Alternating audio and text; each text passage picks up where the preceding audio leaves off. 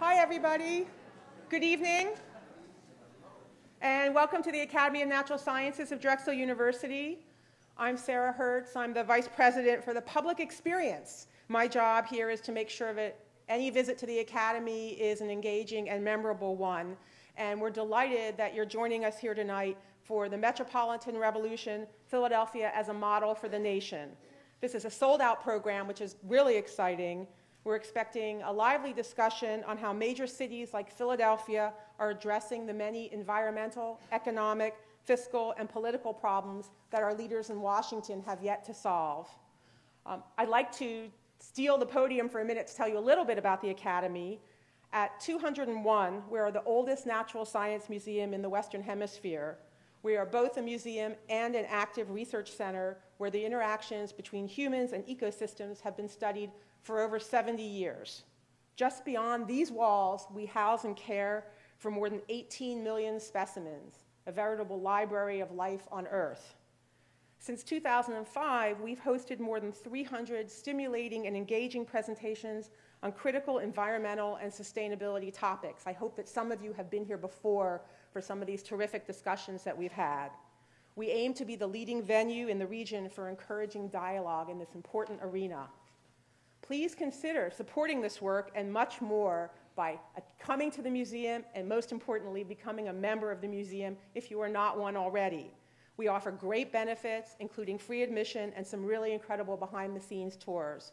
Plus, you'll help support our region's lively sustainability conversations to continue.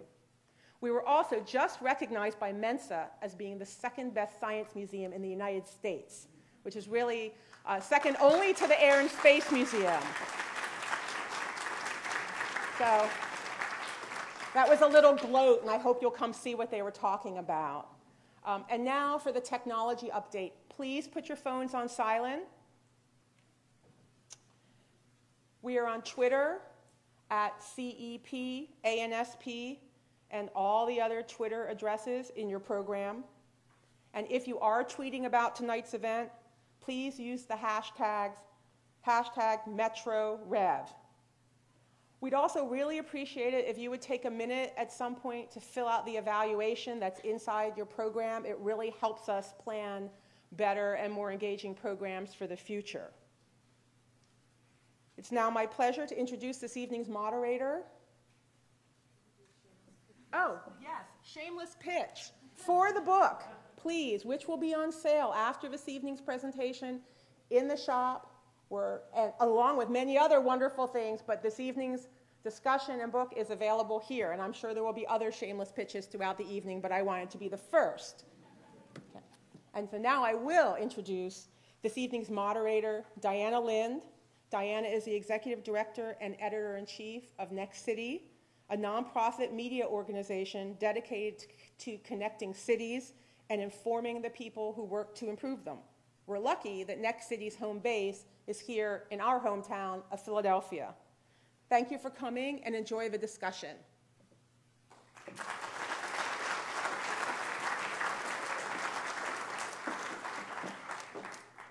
Thanks so much for that introduction, and thanks to the Academy for having us here tonight.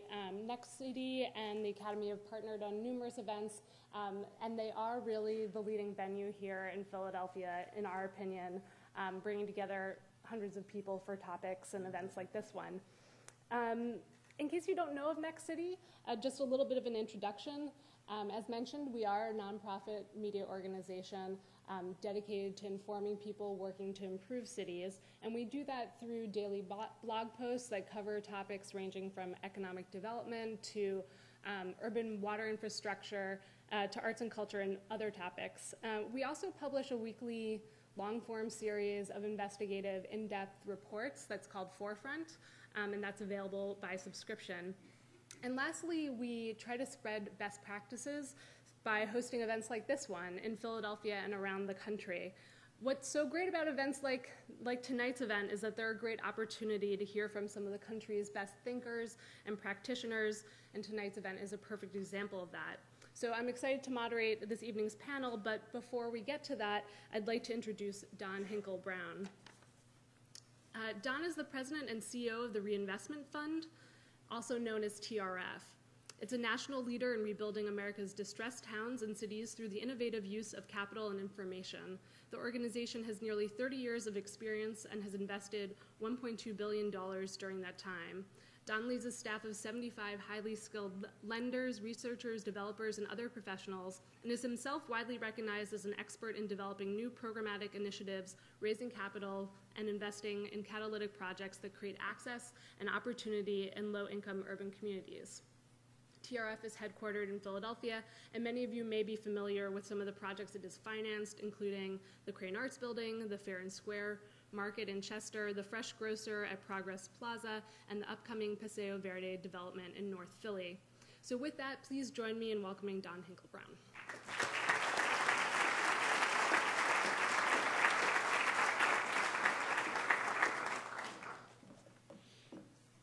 I feel like my shameless pitch has already been made.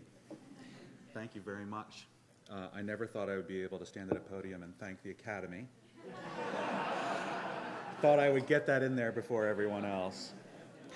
I am Don Hinkle-Brown from the Reinvestment Fund. And in the shortest measure, the Reinvestment Fund is one of Bruce's workshops.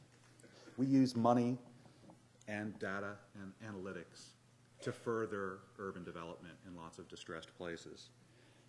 As an organization, we represent a network of hundreds of investors, change agents, and a warehouse of data that combine to rebuild distressed communities all across the Mid-Atlantic region.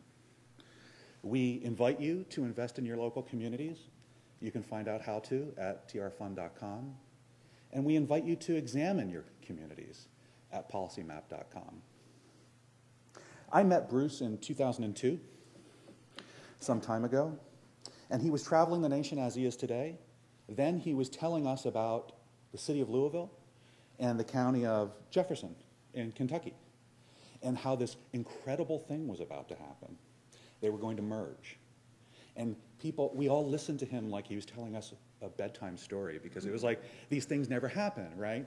But we knew that there were so many things that could be learned from examining that rare, it's like a supernova happens, and then you study what happened, what spun out of it, what was made possible by it. I got the chance to go to Louisville soon thereafter for a housing conference, and I made sure to meet officials and tour the place and see what was exciting about what was going on there. Bruce has constantly called on us to think big, and he has been a constant inspiration. So Bruce has continually spurred us at the Reinvestment Fund to be creative and ambitious.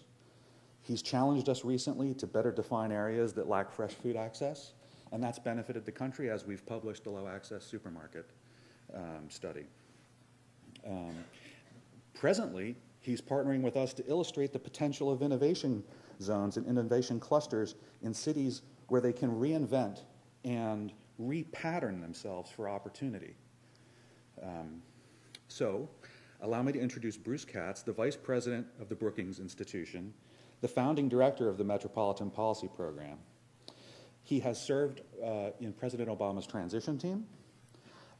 He has and is still a visiting professor at LSE, which is incredible, just incredible. And he was chief of staff at HUD during the Clinton administration, and has a law degree from Yale and went to Brown. Wow, I wanted to go to Brown. So with all ado, ladies and gentlemen, please welcome Bruce Katz, and leave your cynicism behind the door, your half full glass behind the door, because it's time to think big thoughts.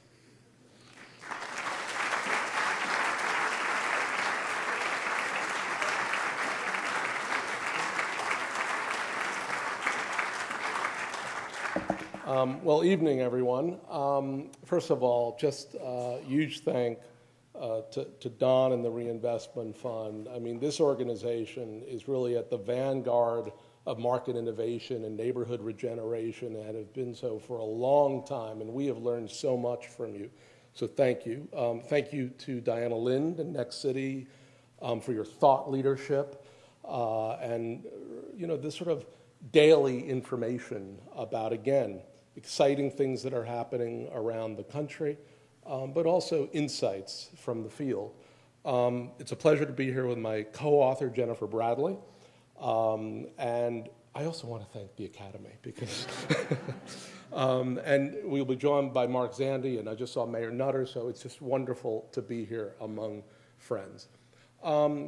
So let me try to distill this book within a relatively short period of time, and what you'll see are both the usual kind of infographics you get from the Brookings Institution, but also some animations and stories that are on an app that you can download for free, the other shameless pitch, right? And what you'll see when you download the app is our thinking about the context for this Metropolitan Revolution. We feel like we are living through a pivotal decade in the United States, given the Great Recession. We have to create more jobs, 10 million jobs, to make up the jobs we lost during the downturn and to keep pace with population growth and dynamics. Most importantly, we need to create better jobs, because we have seen poverty and near poverty grow in this country from 81 million in 2000 to 107 million in 2011. And I just wanted to take a chance to congratulate Mayor Nutter on the poverty plan, the reducing poverty plan that the city put out today. Absolutely critical given these kind of numbers.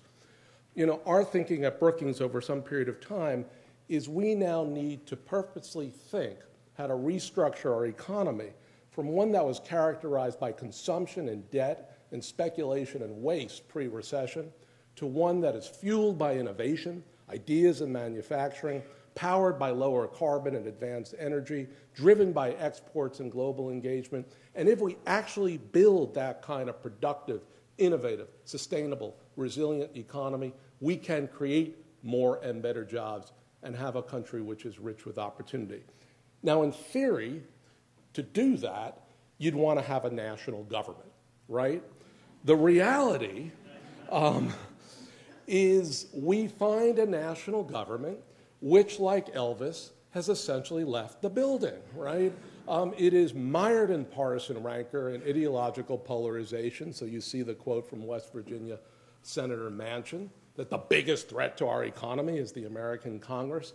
But there are also structural forces underway, which is 10 years from now, because of the aging population, we will spend $1.6 trillion more a year on Medicare and Medicaid and Social Security.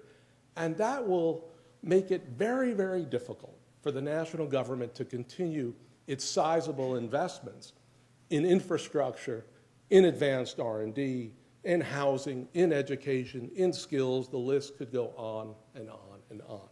So this is not just a cyclical issue of a federal government that has really lost its way. This is a structural change in how we govern our country. So that leads us to the Metropolitan Revolution. What Jennifer and I see around the country are cities and metropolitan areas stepping up and doing the hard work to grow jobs and make their economies more prosperous. And they're able to do that because they are incredibly economically powerful. The top 100 metros, there are 388 in the country, last count. The top 100 sit on only 1/8 of the landmass. They're 2/3 of our population, and they're 3/4 of our GDP.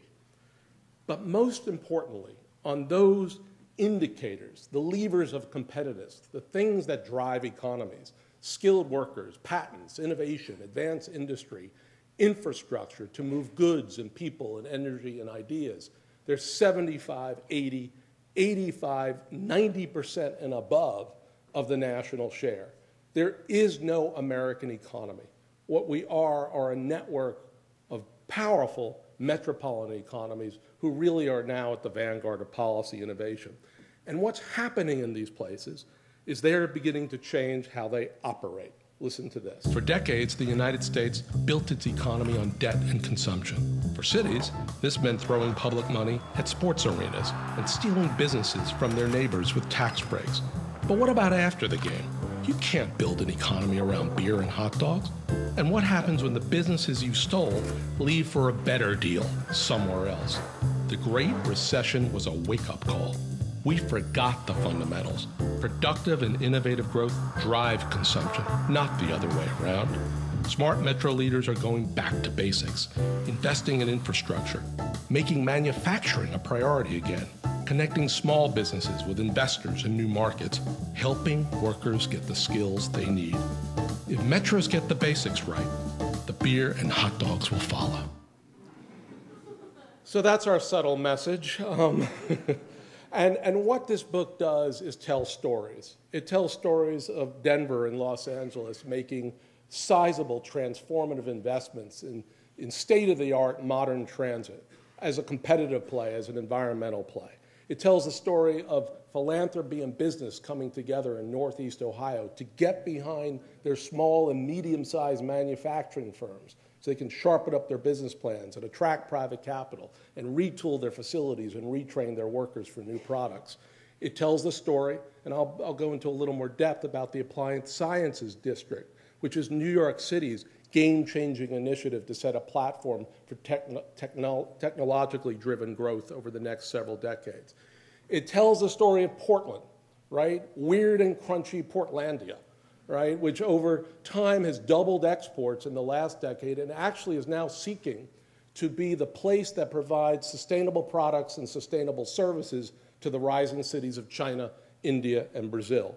It tells the story of Houston, the most diverse city in the United States, which is building off of the 100-year settlement house model to integrate tens of thousands of immigrants from all over the world into the economic mainstream so they can become entrepreneurs and productive workers and citizens. And finally, it tells the story of, yes, Detroit, which is really a tale of two cities, a city that is essentially on the brink of fiscal bankruptcy, but also is reviving from its downtown and midtown, where it has strong assets and advantages. Wayne State University, Henry Ford Health System, the Detroit Medical Campus, the College for Creative Studies, and a new network of tech and creative firms that are beginning to populate the old iconic buildings of the downtown and the midtown. So these are exciting stories, right? And they're stories of transformation. Now let's just talk about New York for a second, because it's important to remember that New York was in many ways the epicenter of the Great Recession. And soon after the recession began, Mayor Bloomberg basically began to convene hundreds of corporate, civic, university, and other leaders and say, guys, we need a game changer. We are too dependent on financial services. We've got to diversify our economy for a different kind of future. What this crowdsourcing did was ultimately come up with the idea of we need a network of applied science universities, and we need to attract the best in class from around the world to New York City to provide a platform. They held a global competition. The most important thing is they attracted Cornell and Technion, but there are other applied science efforts underway. Investment from the city, $130 million in capital. $2 billion in private capital raised right off the bat. The expectation is they will raise more than $30 billion over the next 30 years, 50,000 jobs, thousands of startups. This is a different kind of economic development happening from the ground up. Let's hear from the Deputy Mayor of New York City. As you look at the economy in New York, we have a lot of strengths, but it's clear everywhere in industry that technology is disrupting business models. And so while applied science and engineering can help startup companies, it's also required for the key industries that are already here. These great institutions that have made a commitment to come to New York, not in an ivory tower tradition, but to partner with industry, to partner with the corporate community, to really design the next generation of whole industries. It really is a momentum that has fed upon itself. You've seen the reality on the ground change, and as the reality on the ground has changed, I think the ambition of the various universities in turn has continued to ratchet up. And this is a virtuous cycle that we hope continues for many, many years into the future. So this is what's happening around the country, and frankly, a lot of transformative things are happening here in the city and the metropolis, given your assets, given your advantages, given your special position in the global economy. What unifies all this is the notion of networks. Networks of elected officials for sure, but corporate, civic, university, labor, environmental, community leaders coming together, all powerful by themselves, but together able to do grand things at a time when our national government has essentially collapsed. So here's our advice to cities and metropolitan areas across the country. Start your own revolution. What that means at the beginning is create your networks. It's not just about government. It's about these networks of institutions and leaders. It's definitely the elected officials, but it's also your business organizations, your major employers, right? There are clusters of firms that exist here, given your presence in pharma, in life sciences. And then it's your philanthropies, your universities, your nonprofits. This city, this metropolis, is rich in leadership, rich in networks, rich in institutions. Second piece is set your distinctive vision. What we've learned after the Great Recession is that each part of the country has a different starting point, right? What Phoenix makes, what Phoenix trades is different from Pittsburgh. Same with Detroit and Denver. Prior to the recession, we thought all these economies were the same, right? A Walmart is a Walmart is a Walmart. Same design, same prices, same footprint, no matter where you go. But when you go and think about the advanced economy, the innovative economy, the productive economy, all these places have different starting points, different legacies, different potential in the global economy. The great 20th century economist, Dolly Parton, said, "Find out who you are and do it on purpose," right? And that leads to the last piece. Find your game changer. In some parts of the country, it may be infrastructure. Actually, this region is rich in infrastructure, and you're continuing to invest in your port and your airport and in clean water. In other parts of the country, it's about skills, right? It's about rethinking education so we prepare millions of students for technologically rich jobs as production reshores, as America finds its innovative future. In other places, it may be the commercialization of innovation. In some places, it may be the restructuring of your tax code, right? I mean, these are game changers. These are things that unlock private value and enable people to participate in a globally competitive economy. Our view in the next half decade, in the next decade, until Washington checks back in, if they ever check back in, what we are going to do is populate our map with game-changing initiatives and transformative investments so cities and metropolitan areas, already the engines of the economy and the centers of trade and investment, can power our country forward. And when that happens, we will need to rethink power in America. Here's what I think will happen. From an early age, we are taught how our nation is supposed to work. The president, vice president, and members of Congress sit at the top. Governors and legislators run their states. The rest of us take our cues from them. While states and the federal government may be part of the Constitution, our population and economic power is actually concentrated in our metropolitan areas. It's time to rethink power in America. In this century, metros will lead, and states and the federal government will follow. In cities and metros, public, private, and civic leaders are helping workers get the skills they need, investing in infrastructure and growing jobs through expanded trade and investment, the hard work necessary to renew our economy. It's a pleasure to be back in Philadelphia, the birthplace of our republic, and this is where the next revolution can happen for this century. The first revolution was an urban revolution. This revolution will be a metropolitan revolution. I look forward to the conversation. Thank you very much.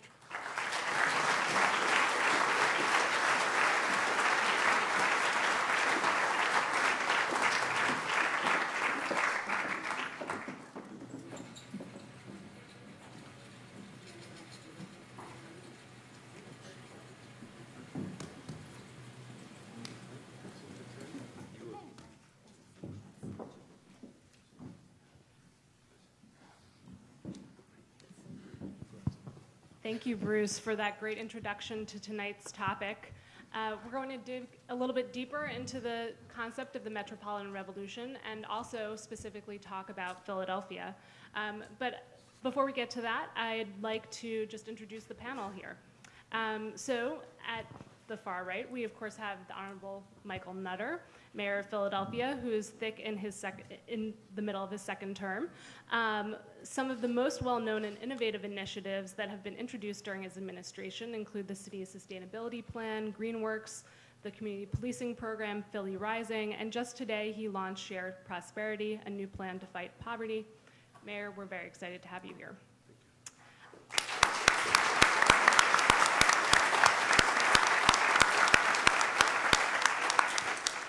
we've just been introduced to Bruce.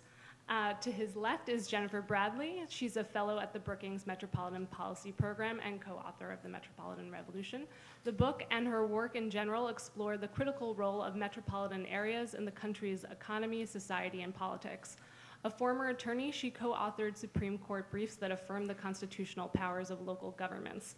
She's also written for numerous magazines, is a graduate of the University of Texas, Oxford University, and Georgetown University Law Center.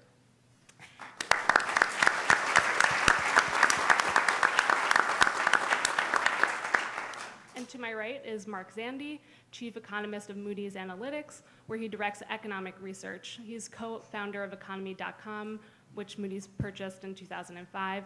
He's responsible for the firm's forecasts, model development, and consulting activities, which include macroeconomic, financial, industry, and regional economics.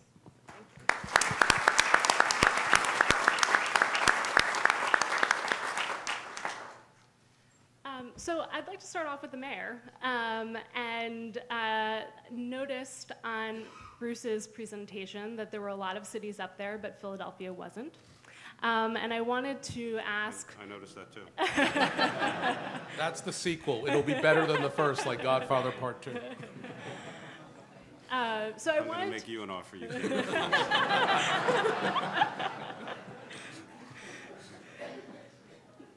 So I wanted to ask how you see the Metropolitan Revolution playing out in Philadelphia, and in particular, what your administration is doing to sort of spark this new economy in the region. Sure.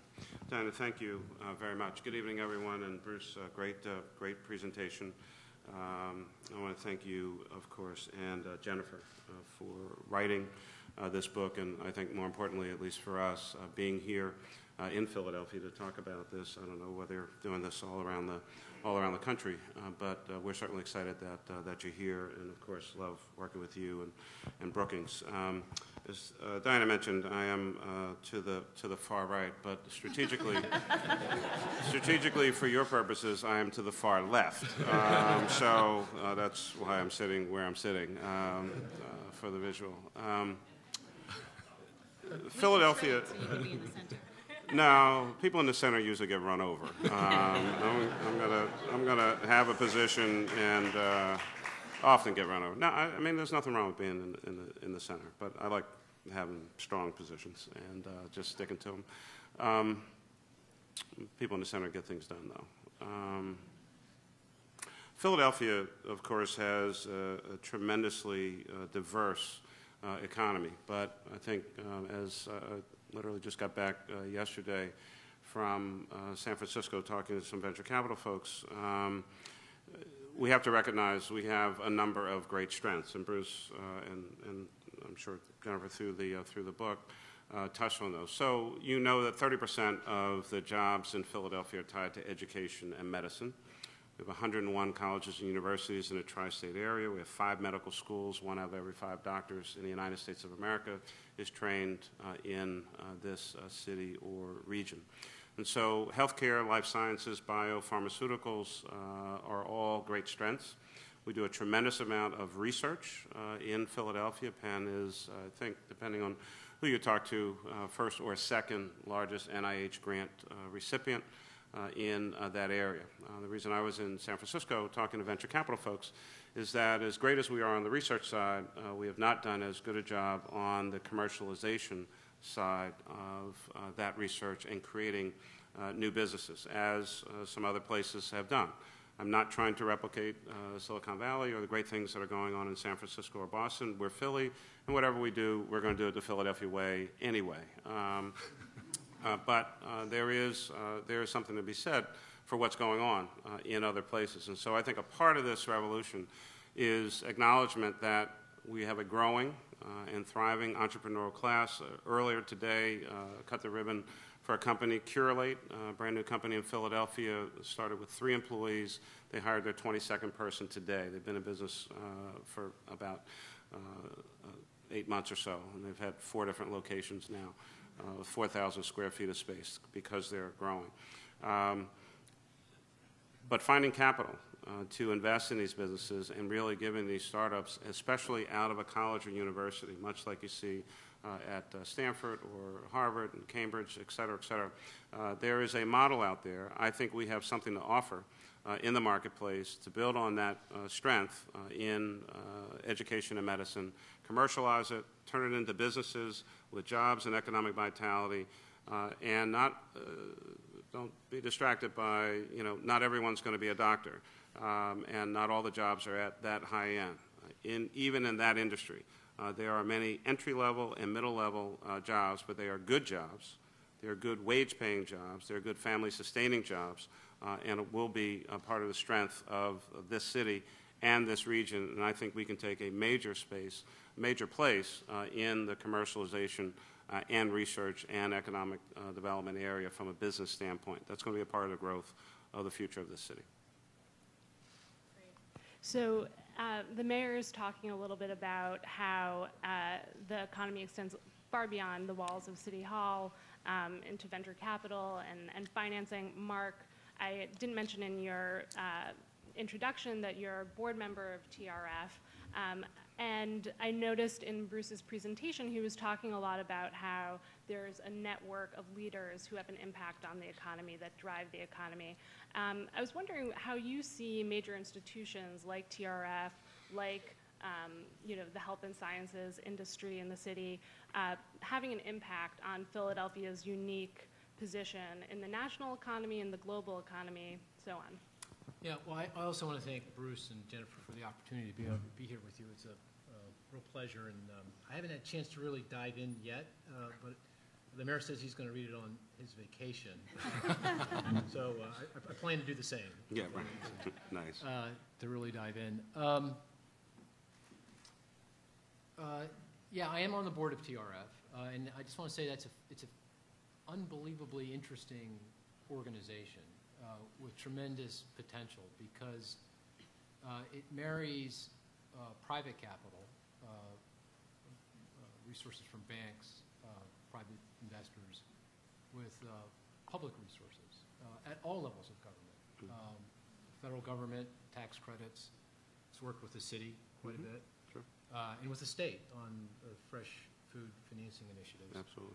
And so I think that's a model for the future, that the problems we have are quite complex, they're large, they require a lot of different resources and talents, and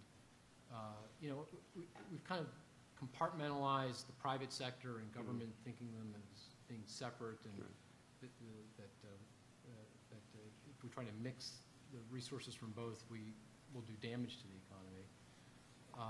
I think that's mistaken. I think we need to think about how we can combine resources to solve these very, very difficult problems. And TRF is at the vanguard of doing that, and it's doing it on the ground. It's really on a ground level, and really making a difference in terms of grocery stores and poor urban areas with regard to charter schools. We have to educate our kids, health centers. So I think it's a real opportunity. It's the problem with it, in my view, is that it lacks scale. It's small, and we need to make it bigger. And the only way we can do that is if everyone buys in and everyone sort of contributes to this, and really we create scale. Right. We create scale. It's a capital issue. Yeah. I do want to say one thing about Philadelphia. I look at a lot of metropolitan areas myself. We actually cover in my work all 388 metropolitan areas, like a stock. We have an analyst who follows every metropolitan area in the country, and banks and financial institutions and large FDIC. Everyone uses this for evaluating what's going on in these metropolitan areas. Philadelphia has some interesting characteristics. One, it is in fact the most diverse metropolitan area in the country, large metropolitan. When I say diverse, meaning it's most closely resembles the national economy compared to any other, which has the disadvantage that it's never going to get, it's not going to be boom-like. You're not going to have these periods when the financial sector is going wild and driving New York City growth, or the energy sector is growing crazy and driving Houston, which is what's happening right now. But the benefit of that is we have stable growth. We have very stable growth.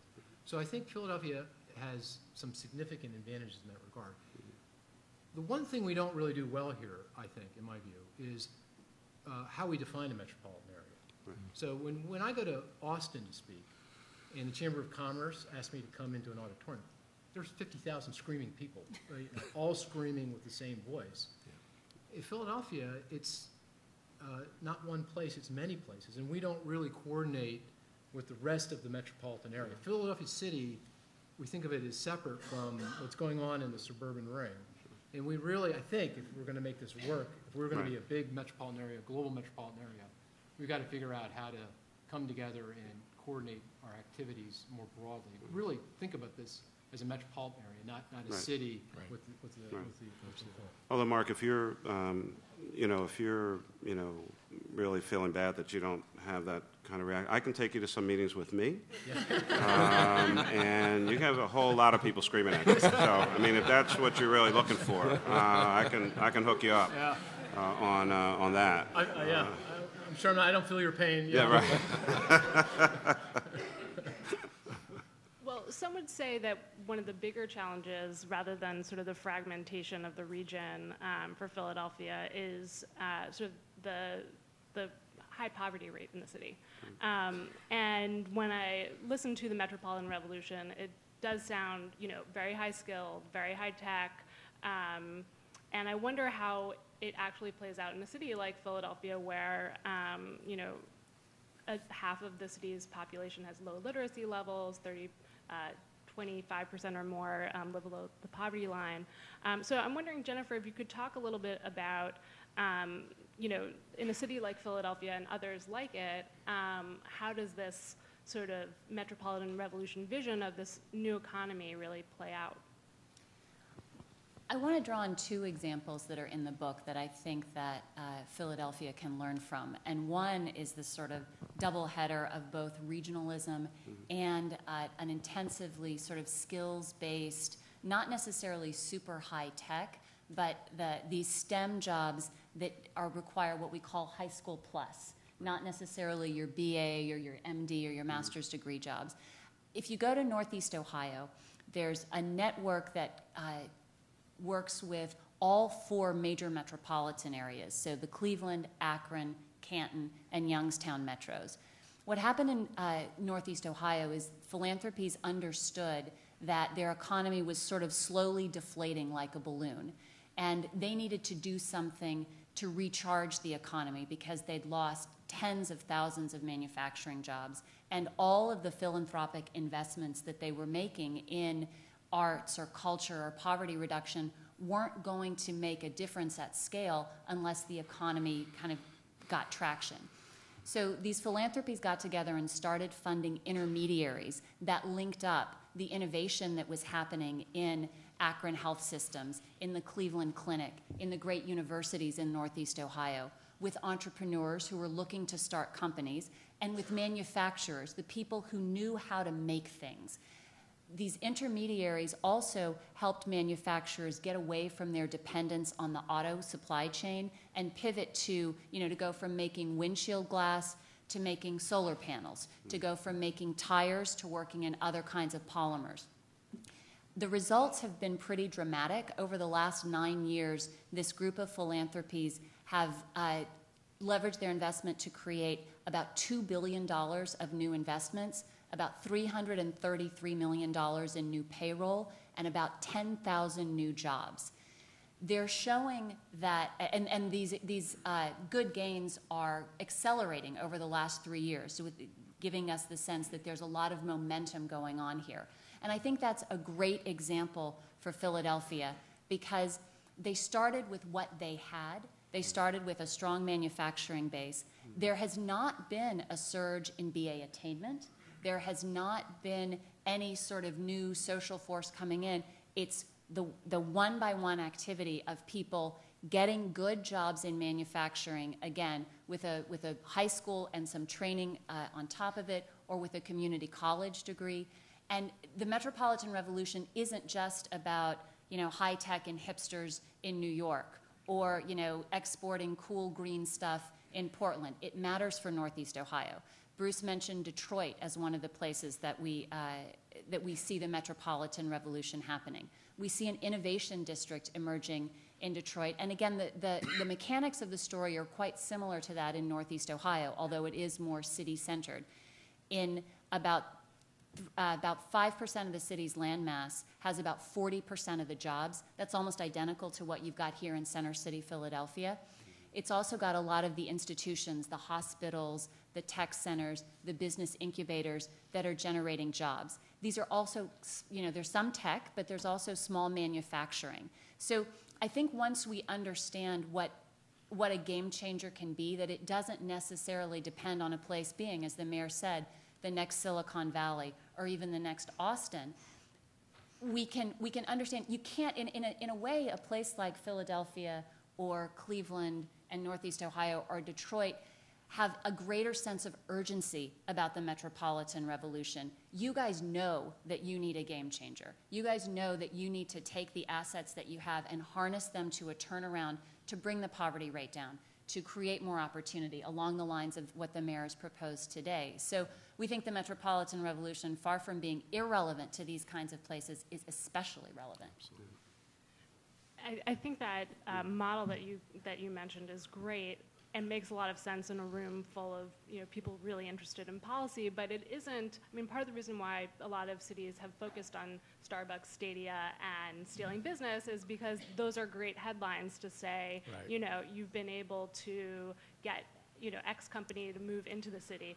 And so I wonder, Mayor, if you feel like you could sell the kind of project that Jennifer was just talking about to the city. Can you get people excited about this kind of stuff, or will it always have to be these sort of other I think so. I mean, I'll go back to Mark's point in a more serious way.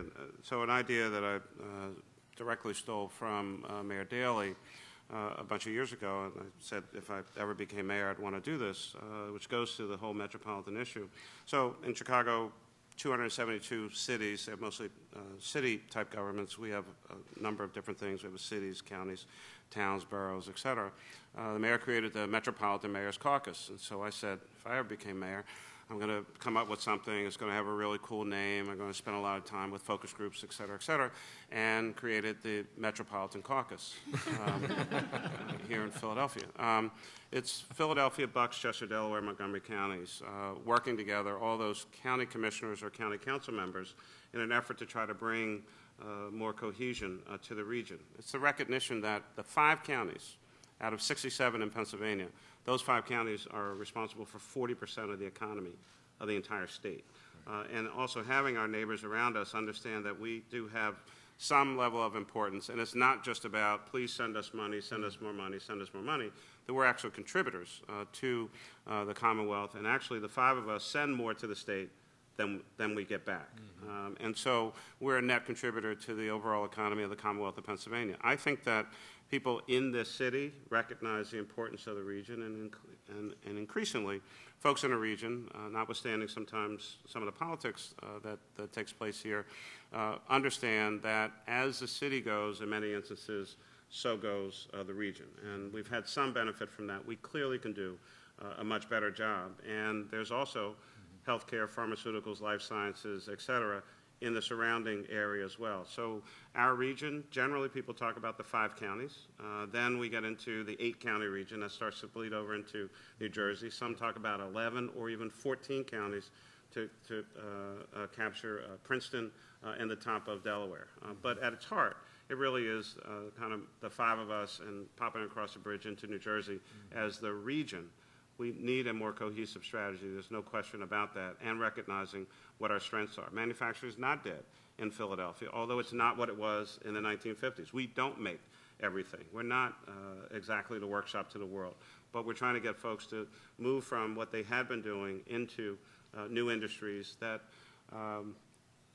it's very difficult to walk out of high school today and go onto the factory floor. It's much more complicated. It's much more dangerous. I mean, you really do have to know what you're doing, and you have to be able to read. But folks can be trained for those jobs and encourage them to maybe at least go on and get that associate's degree at Philadelphia Community College or one of our neighboring community colleges. So I think the materials are there, the infrastructure is there, the ecosystem is building. We just need to stay focused on it. And as Jennifer said, it wasn't a year or two.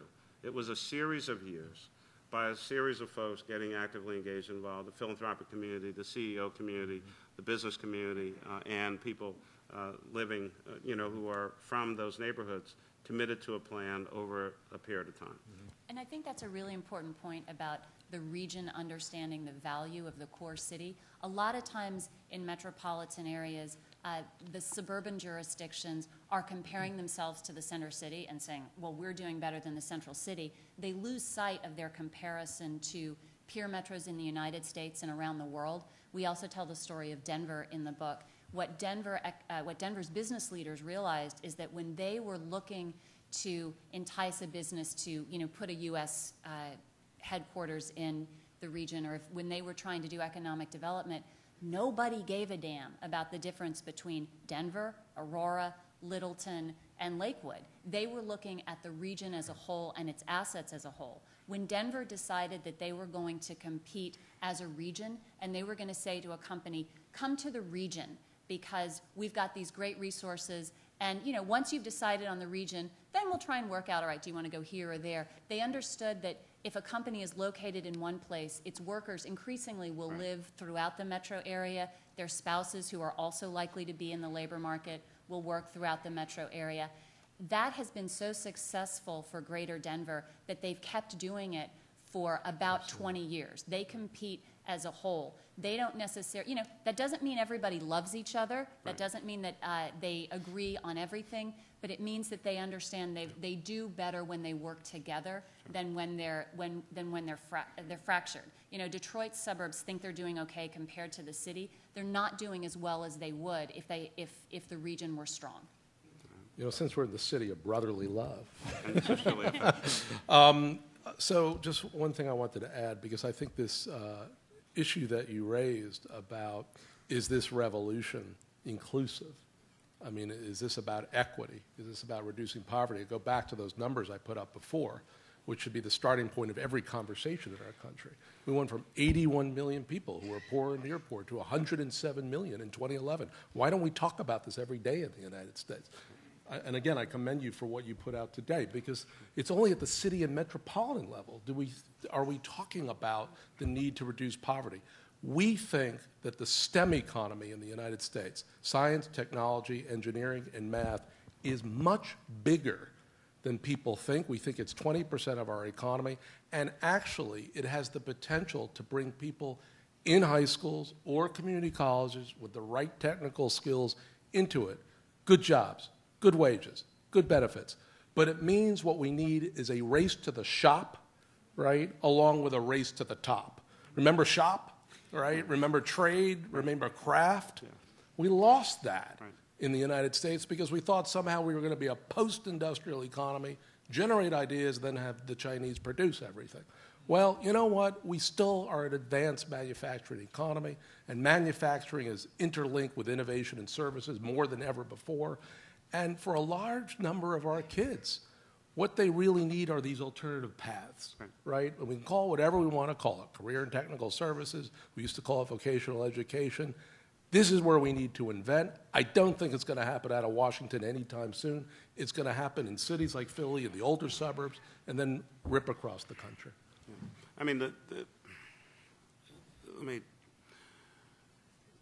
take almost all the personalities out of this. So, I am certainly a huge supporter of the president. I'm a big Democrat.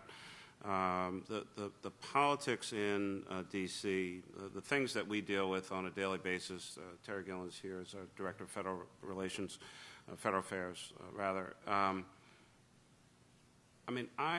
It is not clear to me what those folks, collective, what those folks down there are trying to do. It is not clear to me. That wasn't even one of my better lines. A couple weeks ago, the House Republicans voted to cut the CDBG, Community Development Block Grant Program. I try not to talk in acronyms. Community Development Block Grant Program, created under Richard Nixon. 39 years of stellar performance. Affordable housing. We use some of those dollars here for our basic system repair program to prevent people from losing their homes. We use some of it for mortgage foreclosure prevention program and housing counseling, build senior citizen facilities, builds affordable housing, leverages millions of dollars. There's virtually no project that has been built solely with CDBG dollars. It gets banks, it gets Reinvestment Fund, it gets this one, that one, the other one. Everybody wants to be in on those projects. They work. No scandal, no issue, no problem. Why would you cut that program in half? That puts hundreds of thousands of people to work. We can't pass a long-term infrastructure investment fund for the United States of America. The federal government is the only government that I know of in the United States of America, any big government, that does not have a capital program. We have one. We have a capital budget and a 6-year capital plan. We can at least project out into the future what we are going to invest your money in rec centers, libraries, roads, et cetera, et cetera. Federal government, no program. It breaks, they try to fix it, maybe. Or you go on a list that will get to you 12 years from now. I'm not sure what their game plan is. And so, yes, we announced our plan today, and I mean, we get $700 million a year from a variety of sources to fight poverty. Individual agencies, they get funded. This is my job. This is what I do. I fill out my boxes. I fill in my forms. I make sure they're all right, keep the IG off my butt, and everybody's happy. None of them talk to each other, overlap services, everything going haywire. We decided to try to bring all of that together and try to get more out of the limited dollars that we have. The federal level, I don't know of a particular plan to help top 25, top 50 cities and their metro areas to reduce poverty. I do not know of such a plan produced by the United States of America. Energy efficiency, we have no energy program in this country, but cities are doing that all over the place, and sustainability. And you find that in city after city after city. That's where the innovation is taking place. That's where the ideas are. One, because that's what we do for a living, at least as mayors. And two, at times many of us feel we have no alternative and virtually no one else to talk to. So we have to do these things for our own futures. That's what's going on at the ground level. And then all those fights you see about the debt ceiling and this ceiling, and people want a ceiling over their head. That's the only ceiling that folks in Philadelphia are thinking about. So, I mean, that's the fight that's going on, and that's why cities and metro areas and mayors, county officials are doing the kinds of things that we're doing. We are driving a lot of the national policy for the United States of America. So if the strategy is really then to give up on Washington as being a productive... Oh, no, I'm not giving up on Washington. I sent too much money down there. No. Well, they don't get off that easy. I wonder, and particularly curious for Mark and Bruce to respond, don't cities need a federal partner? And isn't this sort of, could the Metropolitan Revolution of really sort of saying that all of this is going to come from the ground up rather than the top down put the U.S. potentially at a disadvantage compared to, say, China or Brazil, where the national governments are really kind of driving more of the infrastructure? You want me to start, or you go? Well, yeah, I think I don't think the metropolitan areas can succeed without a functional federal government. I think in all fairness, we've been kind of in crisis mode for 4 or 5 years, and very large budget deficits. I'm not making any comment on this particular program. I still got to pick up the trash. Yeah, absolutely. But I think that has been distracting and very debilitating politically, because these are big things that we did, and we're doing big things to get out of what we did. Right. So I'm hopeful. I'm actually more hopeful that the federal government will re-engage, and as the crisis abates, and it is abating, unemployment's coming down, and we're getting back to normal, that the federal government will become more functional. Our politics will become more functional, less fractured, and the federal government will become more of a partner. And I think that's necessary. I don't think metropolitan areas can do it on their own. I think the federal government is still key to success, particularly when we are competing globally against economies that feel like Austin to me. You know, these guys are on the same page and working one voice. Now, to some degree, that's because you know, they don't have the same kind of democratic process we have and the same kind of voices. Right. Not a lot of community meetings. Yeah, in I mean, China. it makes it a little bit more, our process is a little bit more difficult just by definition. But we're going to need to get it together as a nation if we're going to be able to compete against the Chinas, the Brazils, the Indias, and the Russias of the world. I think we will. You know, I think we're up to it. But it's absolutely necessary. I don't see how we do it without the federal government. So I think I have a complimentary answer. You can disagree. No. So it's a free country. In any other country, if you gave a presentation like that, you'd probably be kicked out, right? So you know, at some level, I think what cities and metropolitan areas, as the engines of the economy, need to demand is that the national government do what they cannot do, right? First order, right?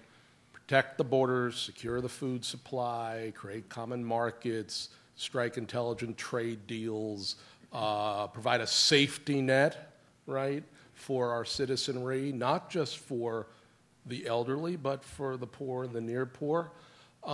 That's what Washington principally is responsible for. On a large number of other things that really matter to our prosperity and really to inclusive growth and sustainable growth, frankly, responsibility is shared in the United States, not just between levels of government, but between public, private, and civic sectors. Education, the feds only provide about 7 cents of the dollar, really, when it comes to K through 12. You know, infrastructure, you know, large portion of infrastructure in the United States is really financed off of user fees or other market mechanisms, you know, the bond market, et cetera. So, I think what we need is a reality check about what federalism means circa 21st century, right? And I am very comfortable, frankly, with a situation where the national government does less better. Because I think what we have in Washington now is not just excessive partisanship, but a legacy government, which is too prescriptive, too technocratic, too compartmentalized, and not really aligned with the society or the economy that we find ourselves in. And you know, the difference between the federal government and state government and cities and metros is this is about networks. You know, this is really about not just government, but networks of leaders who are doing, you know, hard work about financing important things off their balance sheets in collaboration with each other. I think this is more aligned with the kind of society and economy we have. And I frankly believe, compared to many other countries around the world, we have rule of law. We have advanced research institutions. We are an open society for the most part. Which other country could absorb tens of millions of foreign-born into our society and truly have them become Americans, right? Very different than the rest of the world. It is our salvation. We are demographically blessed. And we have capital, venture capital, all forms of. I think we have more assets and advantages than we talk about in the United States. For some reason, we seem to be on a negativity kick, partly because our politics are so poisonous at the national scale. So I'm looking for a remake of federalism in this century. I want a true representative democracy. I want the federal and state governments to act in the service of their engines, right? That's what we pay them for. We pay them to go there and represent us. So I think that's what we're calling for. And when you, I mean, you know, somewhere between Bruce, Jennifer, and Mark, though, I'm sure that we might have 3 different numbers, but, I mean, cities, metro areas generate, I think I'm fairly comfortable saying, 80 to 90% of the gross domestic product of the United States of America. 91%, all metros. All of them. There you go. So if you were running a company and 91% of your revenues were coming from a particular area, would you invest in that, or would you invest in the other 9%? And invest in a place that is generating the activity and the innovation. We talk about cities and metro areas as the incubators of innovation. I mean, you know where they are, you know who we are, engage with us, but the money at the ground level, we will spend it. And the economic recovery money, don't want to call it stimulus, came through with 9 billion regulations and all kinds of forms and everything. And the one side on the politics said, oh, no jobs created, blah, blah, blah. And then, of course, we know, I mean, what are we at, Mark, what are we at? 40 straight months of private sector job growth, or, you know, whatever the number. So it did something, right? And, I mean, no massive, you know, scandals. Everybody filled out their forms. Money got spent. The economy started, you know, coming back and continues to come back. That's what happens when you spend money at the local level, as opposed to having it go through all the machinations often at the state. Some governors want it, some don't. Some are paving roads that have more animals crossing them than people, and all of that kind of nonsense. Because you've got to make, you know, legislator so-and-so happy about, you know, whatever, the 15 people that might use that road, as opposed to, you know, the South Street Bridge. I mean, this is the kind of, so the federal government clearly has a role. We talk about in our Constitution about, you know, domestic tranquility. Now, to get the immigration reform bill, which I support, passed through the Senate, they had to agree that they're going to hire 30,000 more Border Patrol officers. I want the border to be as safe and as secure as possible. But I don't think a lot of those folks are invading Philadelphia anytime soon. Could you send me a few more police officers for the city and most other cities across the United States of America? I'm all about immigration reform, support that, give people a pathway to become a citizen. But that's the politics of what that's about, as opposed to trying to significantly drive down crime rates and domestic terrorism in cities all across the United States of America. Because the cops' budget gets cut, but we're going to do 30,000 more Border Patrol folks because we got to put up bigger fences to try to keep people out of the United States of America, a country built by immigrants, inhabited by immigrants, and unless you're a Native American, everybody here came from somewhere else. Okay? So let's get used to it. We're here. Let me say that I completely agree with you on this, but if getting those Border Patrol folks in place gets the bill passed. Oh, I'm for it. I mean, think about what this means for I don't want to do either. I don't want to do either or. Yeah, right. Border Patrol. Yeah. Philadelphia police officers. New York City police officers. Chicago police officers. I mean, it's just, it's more about the crazy politics that goes on in Washington, D.C. Right. But if you get that bill passed because of that, I mean, that's a boom. Oh, sure. Right. You know, one of the things that we talk about, and you know, this has to do with the flip the pyramid animation that was in Bruce's presentation, is we want, you know, people say, well, what's the purpose of the book? What do you want a result to be?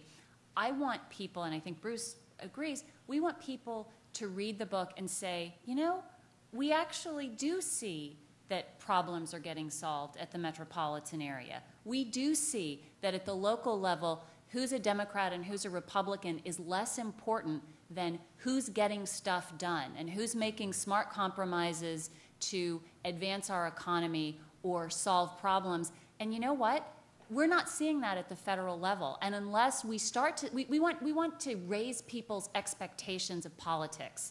And that sounds like a laughable thing, right? How could you have any high expectations of politics? But you know what? You can at the local level, and people do at the local level. And as Mayor Nutter says, if people didn't care, nobody would accost him at the grocery store, right? He'd have a much quieter life. Mrs. Nutter might think that is a great thing. Talk about domestic tranquility. Yeah, domestic tranquility. But, you know, we want people to say of our federal representatives to hold them to the same high standards that they hold local elected officials to and say, we know it's possible to solve problems. We believe that politics can be the art of the possible. So, you know, make the deal on immigration. Get stuff done. We demand more from you at the federal level. Can I make one point? This is different, and I say this as a card-carrying member of Philadelphia. I grew up here, and I didn't live in the city, but I've lived in the suburbs all my life, so I have a sense of the place. One thing we lack is the ability to market ourselves well. we're too quiet. That if you go to other cities, they have boosters, they have people that really can express a sense of the city and what it means, and I think we don't spend enough energy and time on that. I agree with you.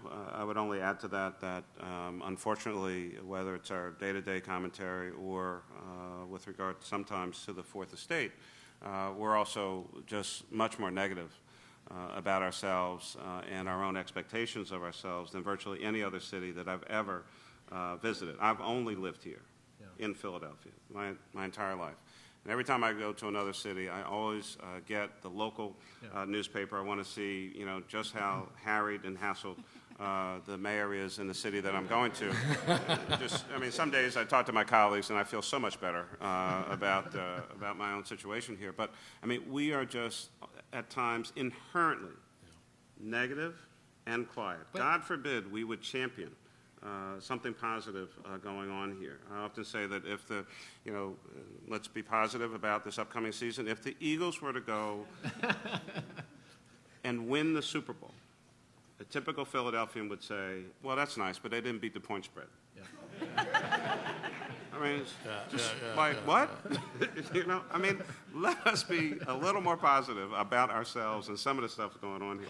We're not perfect. I actually think it goes beyond the Fourth Estate, as you put it. I think it goes to our institutions. Yeah. I think our institutions are philanthropic institutions, or nonprofit organizations, the banks. Yeah. I just think we aren't out there to the degree that we should be. Maybe it's just the character of the personality of the place. I'm not sure, but I think that in a more global world, this becomes a problem. Yeah. Because you have to attract attention from capital from all over the planet. Yeah. And you only do that if you have a sense of energy. Right. And we have to be able to grab that and create that sense of energy. It's just interesting just listening to this because Jennifer and I have been joined by a close friend of ours, Wolfgang Novak, from Berlin on this trip. He's a senior advisor to our program. It's his first trip to Philadelphia. And after, being around the city, every time, of course we took him to Ralph's for dinner, but, so that's the real Philly. But, nice. This is a beautiful city. Distinctive architecture and incredible cultural institutions. And we didn't even go out to some of the suburban municipalities that really were built along the old, it is really interesting to see a city anew through eyes from abroad. And so that you really have so much to champion here, right? And then when we think about what you started talking about, really, these innovation assets and the potential to commercialize new products and services, when you're in life sciences and bio and pharma, it just seems like this could be a remarkable period for this city and metropolis. And when we look at the places where innovation is happening and the kind of motivating forces behind innovation, we find that companies, particularly the most innovative companies in the most innovative sectors, are starting to prize collaboration and this open innovation model. It used to be that the way you did innovation was you sent a bunch of really smart people off to what looked like a farm, somewhere in suburban New Jersey, and they were supposed to collaborate amongst themselves but not say a word. Suburban New Jersey farm? Yeah, crazy. That's how old this model is. It's the Garden State. Just go with it. I'm trying to picture this. Just go with it. I'm just saying that's how old the model is. It's when you could still find a farm in suburban New Jersey. Don't be negative. But it's this note. Now, though, innovative companies and the people who they want to hire and the people who want to work there want more walkable, they want dense environments. They want to be able to run into somebody not in the company cafeteria, but when they're walking to get a cup of coffee out in the open air. Research Triangle Park, right, the iconic research park of the 60s and 70s, is trying to remake itself. And I bet if we looked at the slides of their designs, we'd see something that looked a lot like what Philadelphia has, right? Walkability, access to amenities without having to get in your car and drive. So if there was ever a moment for metropolitan areas and especially the older places with these dense street grids, with these closely connected institutions, with walkability, to say, we have got the things that you, new economy creators and other people want. Now is the time, right? Now is the time to say, this is the landscape of innovation, and we can build on that here in Philadelphia, not out in these old-fashioned, outdated research parks that are now having to retrofit. So on that positive note, I want to turn it over to some Q&A from the audience. We have about 15 or 20 minutes for some questions, and some mics are going to be making their ways up the aisle. So if you're interested in asking a question, come on down. And looks like there are hopefully some people who are coming on down. Go ahead. Shall I start? Yeah, please. I think this has been a wonderful presentation. I thank all of you, and I'm just jazzed up. Yeah. Mayor Nutter. Yes, sir. Where do we stand on working with the 5 counties?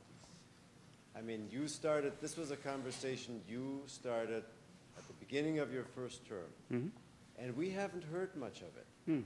Is that because we're not listening? Is that because we're being quiet Philadelphians? Is that because there's something structural that's keeping us from doing it? You know, probably, there's probably a little bit of some of that in any answer that I would give. The Metropolitan Caucus is very, very active. We primarily try to stay focused on a broad array of issues, in many instances that we find great agreement on. So transportation, County Caucus, Metropolitan Caucus rather, took a very strong position on the issue of transportation. We, the 5 of us, signed a grant application for a sustainability grant that we received from the federal government.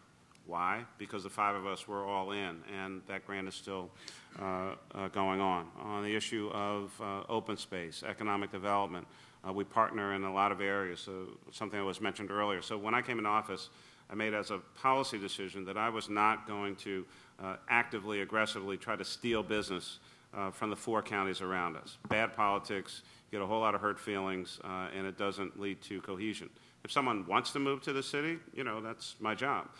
But what we've started to do is work with many of our suburban companies to in a gateway office program. So FiberLink and Bentley Systems and a bunch of others can't move the whole operation, but have opened offices and put 25, 50 people, hung their shingle, and they now have a Philadelphia presence. Could we do more? Could we do better? And I think goes back to Mark's point.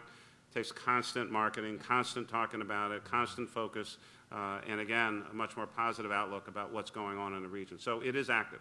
We meet on a regular basis and have actually gotten some things done. Hi. We talk about meds and eds, and we have places like the University of Pennsylvania, which is the largest employer in the city. It has a business school. It has fabulous research capability. And I'm wondering if we ask the universities like Temple and UPenn, who have these multifaceted, very significant resources, to talk about or do anything to say what can they do to foster innovation, because they have everything there, but it doesn't look like it comes together in any sort of frothy way. Sure. So, every now and then you have to go away to, learn some stuff. So I've, been out to the West Coast a couple of times to learn a few things about Philadelphia. And there's been a pretty consistent theme that as great as those institutions are, CHOP, by anyone's measurement now, the #1 children's hospital, I think not just in the United States of America, but possibly in the world. People internationally send their children to CHOP. Each one of them is a superstar in their own individual right. With the investment community, with the venture capital community, what others who are looking at this region don't necessarily see is a certain level of synergy and cohesion and a working together between and among all of those institutions that, in a way, again, would generate, again, not only the innovation, but to commercialize it, that when people come out of these institutions, that they're getting the financial support to start that new business, and that there's a collaboration that be as competitive as you want to be about grabbing students and faculty and all that kind of stuff. You guys will knock yourselves out in that level of competition. But again, as an ecosystem, as a community here in Philadelphia and in the region, we're going to partner together in certain ways to lift up the entire region. We're not maximizing the true potential of what all of those institutions bring to the table individually. That's what I'm trying to do. Yeah, and I say that's where there is an opportunity for leadership if you invite them to ask them to create a plan to foster entrepreneurship and to commercialize their stuff. Yep, that's what I'm trying to do. And that was actually a great segue. I'm a Philadelphian by choice. I love this town. I'm glad to see that that Bruce, Katz, and other people are enjoying it as much as I do. I have a couple of sort of questions that relate to exactly what the path the mayor was just going down, because we have this incredible sector that hasn't achieved cohesion yet. We call it an anchor sector. We're doing a little bit of work on this in my office to sort of figure out what the economic potential is of this sector. And I wonder if Mark or Bruce or Jennifer or any of you guys have any data on the sort of import and export intranationally. For example, what if Philadelphia's largest institutions, Penn, CHOP, Drexel, Temple, Jefferson, you can make a list of 20 of them. You put them together, they're a small country, right, GDP-wise, and Penn alone buys $1 billion worth of stuff a year. Drexel, $100 million. We're trying to figure this all out. Mm-hmm. Where do they buy it from?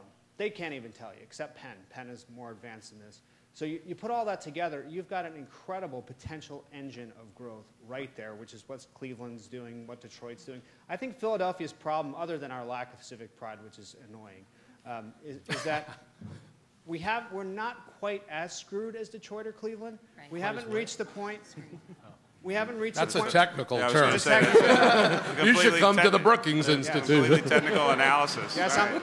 I'm a recovered academic, pardon me. I spent 10 years in the labor movement. So. But we're not quite there. And I spent 10 years organizing janitors and got to see what the economy looks like from the point of view of North Philadelphia and Southwest Philadelphia. And we are, from the point of view of those neighborhoods, as bad off as Detroit or Cleveland or Baltimore. But we haven't gotten that sense of urgency yet, and I'm wondering where we can get it from.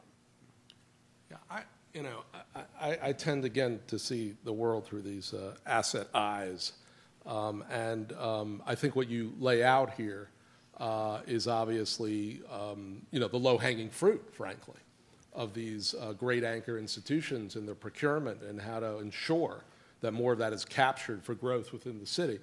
I'm also tending to think, really, again, what the mayor was talking about, what this other question was about. I was with Steve Tang and his colleagues today at the Science Center, right?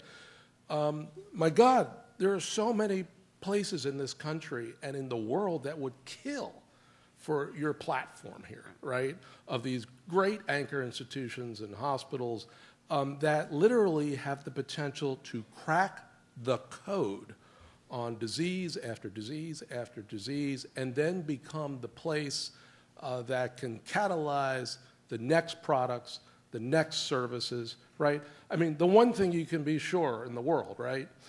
They used to say death and taxes. I think now that people are living so long, living and taxes, okay?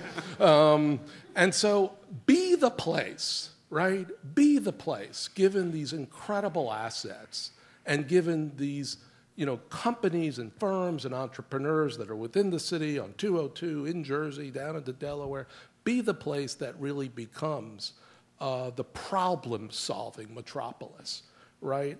And I think very few places, frankly, in the United States or in the world have that potential, right? So it's really a question of looking at what Stanford and MIT and others have done already, taking the best idea. I was in Eindhoven, Holland, about 2 months ago, which is a tech hub, 5th largest city in Holland. All they talk about is to be the place to crack the code on biomed, right? Well, they don't have what you have. So it just seems eminently solvable, frankly, from my perspective. And I think you've got good minds, good talent, good energy. And that's why I think, part of being an American is to will the future, right? Is to shape the future, to shape our destiny. And I think it's about taking these inherited assets you have, this really tremendous set of special assets, attributes, and advantages, and power yourself forward. I want to, Bruce said it so beautifully, but I want to say it again, that I disagree with you. We're not screwed. Yeah. Yes. I agree. Here's the most important statistic of the day. I'll ask you. What is the largest single-year age group in the country? There are more of these folks than any other age. Is it 3? Is it 83? What is it? The single largest age demographic in this country? Single largest age group. Anyone can. 15 to 19. Bruce will give you a copy of his book for free. What is it? Baby boomer, what age? 45 to 60. They really want your book. 15 to 19. I'll give it to you for free. 54. 54. That's my age. Okay. All right. Now we're going to see how good. Pass that one. We're going to see how good they really are. Oh, okay. Now Bruce is going to give. Now Jennifer's going to give you another book. Abstracting from the 53 and the 55-year-olds, what is the second largest single-year age group in the country? Just think for a second. Who said 20? Who said 20? There you go. Okay. So think about what the 54-year-old is going to do, and it's actually, you were wrong. It's it's actually 23. Yeah. What are the 54 and the 23-year-olds going to be doing in the next 10 years? If they're not going to the gym, if the 54-year-old isn't going to the gym, they're going to be sucking down a lot of health care. And what's the 24-year-old going to be doing? Sucking down a lot of educational services. We got the wind at our back. If we can't make this work in the next 10 years, it's our fault. We got both. It's our fault. Absolutely. We're both. Yeah, look, I wasn't trying to say we're screwed in that sense. We have 70% of our population. I was just using you as a foil. Yeah. We got good. Nicely done. That's what happens when you come on the microphone. Yes. Well, let's see. You start out by talking about the 5 counties, of course, leaving out the 3 across the river. I, too, am an adopted Philadelphian, and I think one of the reasons I've come to like and know this place is I'm a native of a large metropolis in the Central Plains that, like this one, has something of a large municipal inferiority complex and is bisected by a state line. Mm-hmm. You keep talking about federalism, and it seems to me that one of the things that we've kind of ignored in this discussion is the presence of the state lines as sort of like obstacles to regional cooperation. We have 2 transit agencies. We have 2 core cities in a sense. Well, a lot of people don't consider Camden one, but it kind of qualifies much like Kansas City, Kansas would. Right. And it seems that that particular part of the structure of the government makes this Metropolitan Revolution you're talking about a little bit more difficult. How do we work around it? Well, I live in Arlington, Virginia. Now, we're a 3-state region, and I count the District of Columbia as a state. And that region has done some great things together. Now, it's done some great things because the federal government actually invested, in the transit system, but more and more, the Council of Governments and the business and civic and university leadership have decided, okay, now we have a platform to build from. Trust me, Virginia and Maryland do not love each other, and together they don't love the District of Columbia. But when it comes to things that obviously cross borders, they get over it, and they get about the business of getting stuff done. At the end of the day, right, we don't need to agree on everything. But in Kansas City, on both sides of the border of Missouri and Kansas, they need to make some transformative bets. They need to have some game changers. And, the border is completely artificial. You don't even know which state you're in. It's not like there's a sign everywhere. We don't need passports. If in Europe, when I go to Europe and I find, groups in Holland, Germany, and Belgium working together, or France and Italy working together. We can figure this out. But we need leadership that is consistent about the end game, right? Collaborate to compete, collaborate to thrive and prosper. that should be the kind of discourse that animates across state borders. So let's bring that home, Mayor Nutter. Well, I'm going to go away first, and then I'm going to come back. So, by way of example, clearly different form of government, different level of engagement. But, so in December, as many of you know, I was in China in 2 cities. Our sister city is Tianjin, and flew into Beijing, and I was there for a bit. Went on a tour of a port in Tianjin. The government decided we're going to expand the port and actually build an additional part of the port in the ocean, like a big part, in the ocean. They spent 10 years both figuring it out and then building it.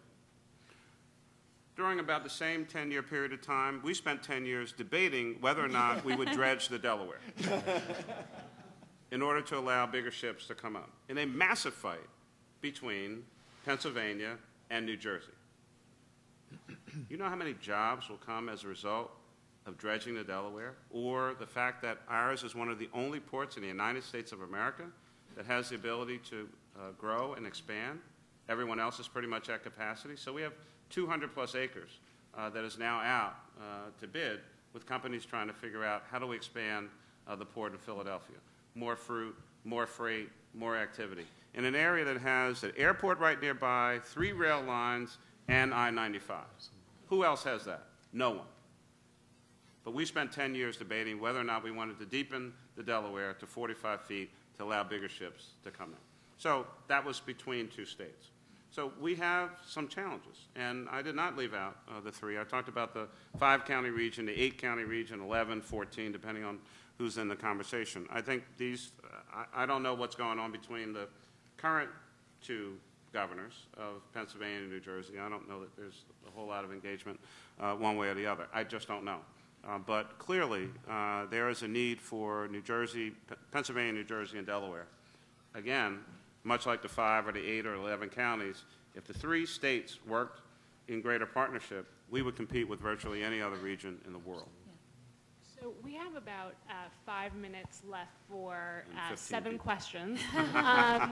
So doing the math, I think it would be great if everyone briefly asked a question, and then the panel will sort of pick and choose even 3 more questions briefly. to respond to.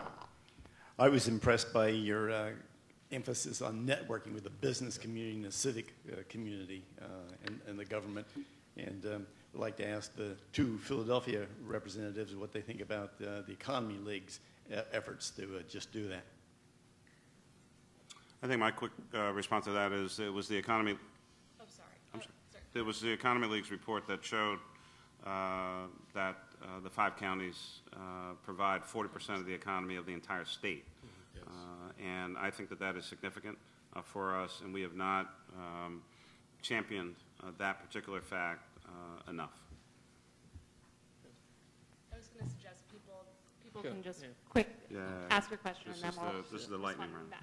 Lightning round, exactly. So the way I see it, the issue is not whether we have enough high caliber STEM graduates. It's whether we can keep them local and how to prevent them from going to Boston or San Francisco. And we don't need shiny towers and building complexes for that. Something like as simple as a 3-story row home converted into 3 startups, with a kitchen where they can collaborate is, sufficient to keep them local. Yeah. Great. I agree. Okay. Yep. My name is Van Woolley. I'm here in Philadelphia. I run a nonprofit to improve the quality of life for families. I agree with the drill down, collaboration, leverage. The Metropolitan Revolution is a great idea as opposed to the federal top down. I'd like to take that a step further. Does your book, or do you have any views on how to have a family revolution where we can improve the families, our family rights, family values, so that we don't have so much poor and decay in the cities from the family breakdowns? All right. I found that a number of really interesting ideas came out of the conversation today, but it seems to me like there's a really big piece of the puzzle missing. And so I'm curious, I'd like to hear from you, what is the role of arts and culture in the Metropolitan Revolution? Yep.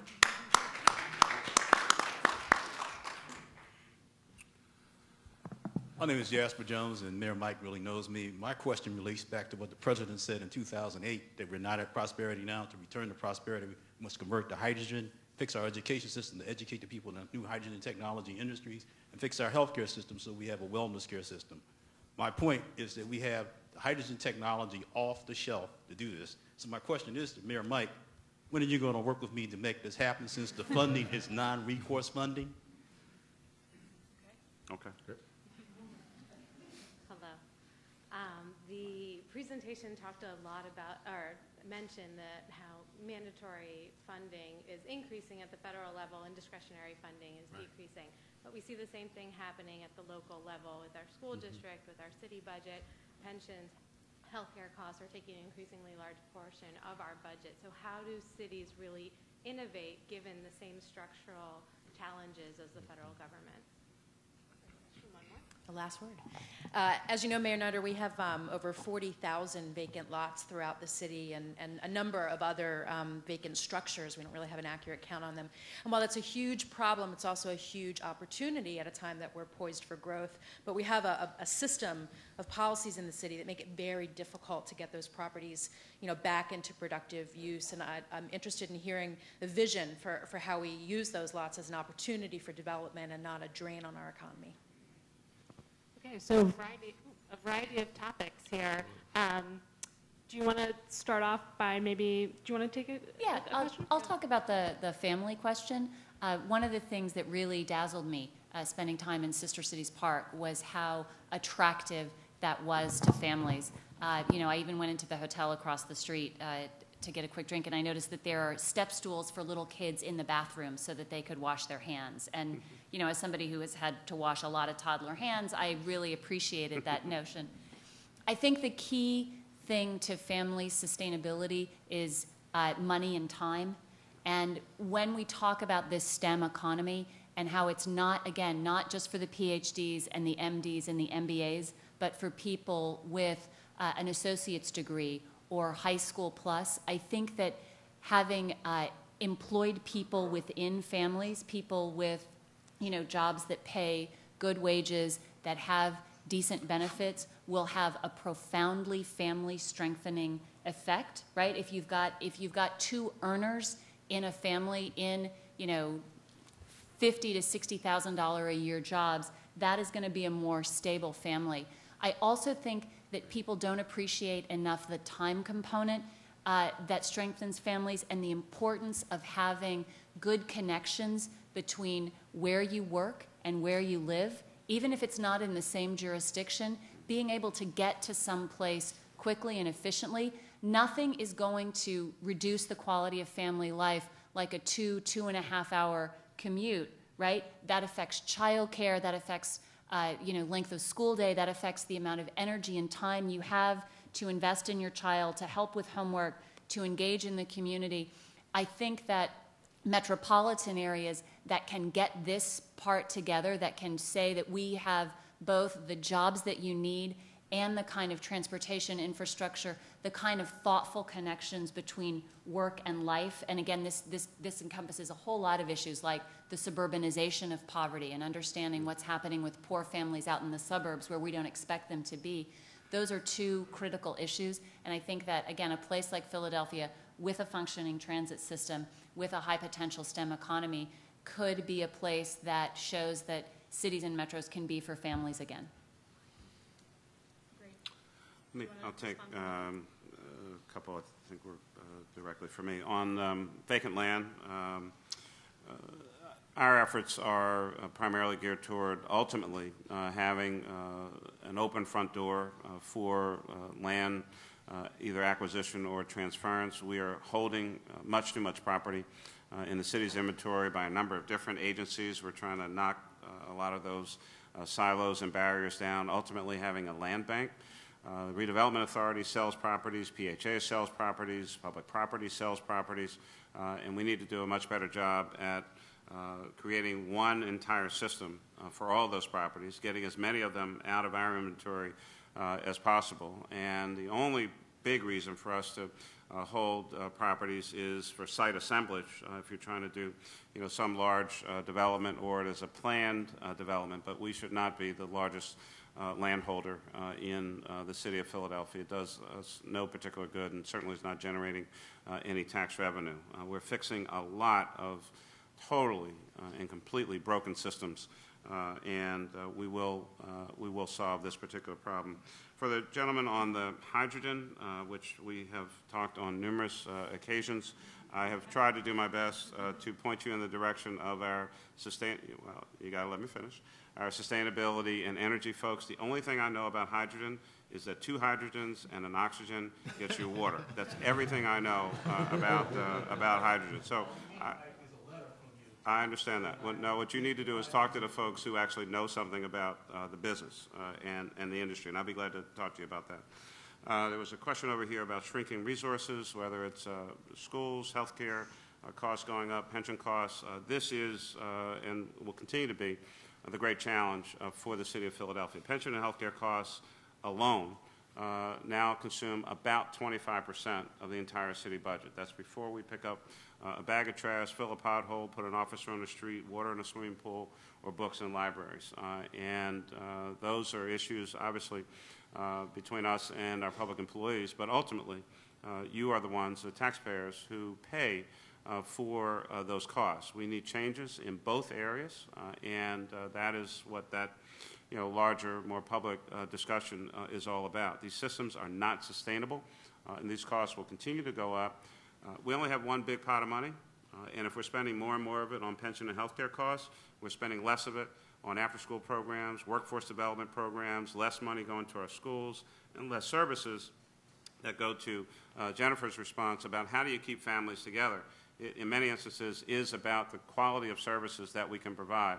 And we have some very serious decisions that we have to make as a city, not just the city government, as citizens in a city, about what our priorities are and how we're going to spend your precious hard-earned tax dollars and what we're going to spend them on. So just a couple quick things. Arts and culture, yes. We talk about STEM. I know we should be talking about STEAM, science, technology, arts, and engineering, and math.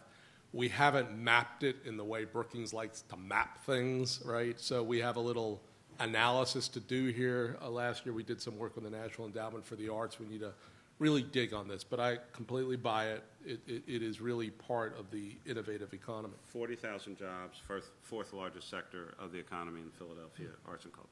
And it's also something that tends to unify regions, right? We go to Detroit. It is an incredibly fractious region, but voters in 3 suburban counties agreed to tax themselves to send money to the Detroit Institute of Arts. When you go to Denver and you ask about what laid the groundwork for a lot of regional collaboration there, it was a vote on arts and cultural institutions and arts and cultural funding, most of which went to institutions in Denver, some of which went out to the suburbs. So it can be not only for what it does in itself in terms of jobs and bringing tourism dollars, it is a powerful regional asset. And once you get people thinking regionally about the good things, right, this goes to a lot of the things we've talked about, a sense of regional pride, a sense of something to boast on.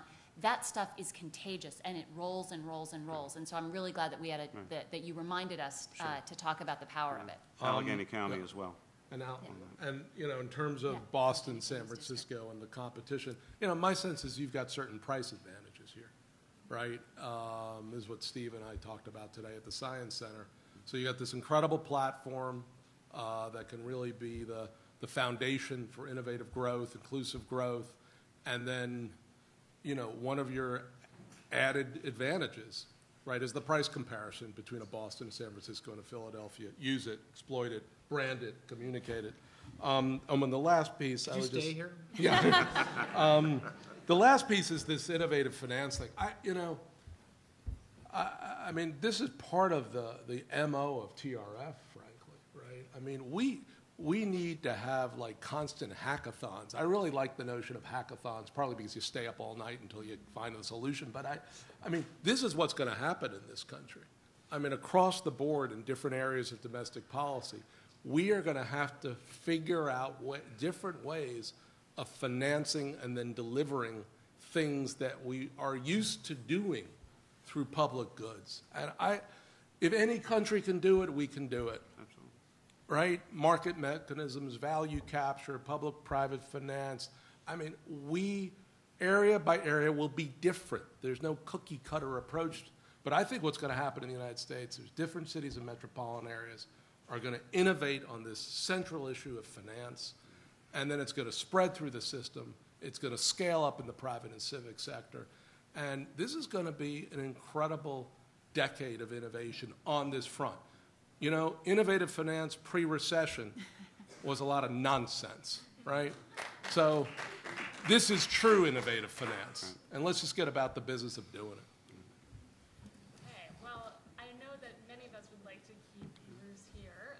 In Philly for a little bit longer, but this evening we have to wrap up at 7:30. So join me in thanking the panel for a great conversation.